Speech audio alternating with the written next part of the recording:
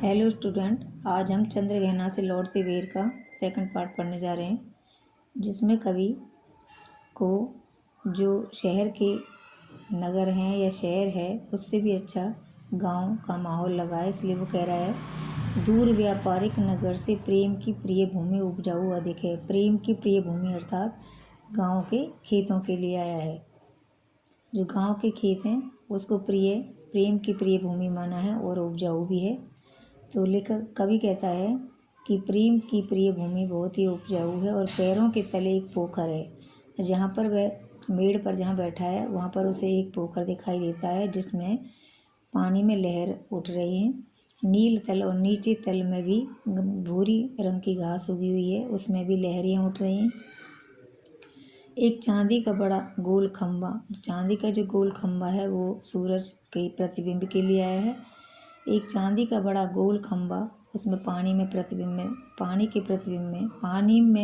उसका प्रतिबिंब दिखाई देता है, जो आँख को है चकमकाता। जैसे ही पानी हिलता है या पानी लहरों के कारण जब हिलता है तो वह जो गोला है, चांदी का सा बड़ा जो खम्बा है अर्थात सूरज का जो प्रतिबिंब है वह हमारी आँखों को चकमका देता है, अर्थात वह हिलने लगता है। और कई पत्थर किनारे, तालाब के किनारे कई बड़े पत्थर हैं जो चुपचाप पानी पीते रहते, दिन रात पानी पीते रहते हैं, अर्थात पानी में डूबे रहते हैं। प्यास जाने कब बुझेगी। तो लेखक वो कभी अपने मन में कहता है कि न जाने इनकी प्यास कब बुझेगी, अर्थात ये दिन रात ही पानी में पड़े रहते फिर भी इनकी प्यास नहीं बुझती है। चुप खड़ा बगुला डुबाए टांग जल में, और उसी तालाब के जल में एक बगुला है जो अपने पैरों को टांग को डुबोए हुए खड़ा हुआ है और वह अपनी मछली का, यह कहने का मतलब है कि मछली का शिकार करना चाहता है। देखते ही मीन चंचल और चंचल मीन मन मछली को देखकर ध्यान निद्रा को त्याग देता है।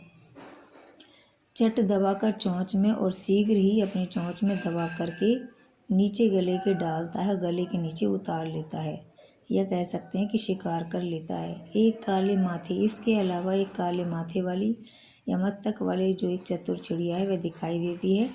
उसके पंख सफ़ेद रंग के हैं और वह भी झपाटे मार फौरन माने शीघ्र ही झपट्टा मारती है, टूट पड़ती है भरे जल के हृदय पर।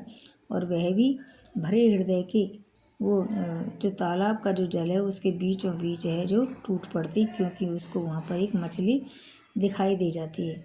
एक उजली चटुल मछली, एक साफ सुथरी एक मछली दिखाई देती है, चोंच पीली, और उसकी चोंच पीली है बगुले की। वह उसे अपनी चोंच में दबा करके दूर गगन में उड़ जाता है और इस तरह से वह अपना शिकार कर लेता है।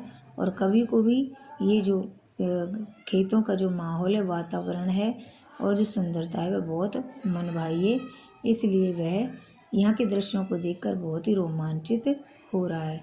इस जो भाग है इसमें ये जो काव्यांश है इसमें अनुप्रास उपमा अलंकारों का प्रयोग हुआ है, मानवीकरण शैली का प्रयोग हुआ है और ग्रामीण परिवेश का आंचलिक शब्दों का प्रयोग हुआ है। तो इस तरह से ये व्याख्या समाप्त होती है। Thank you.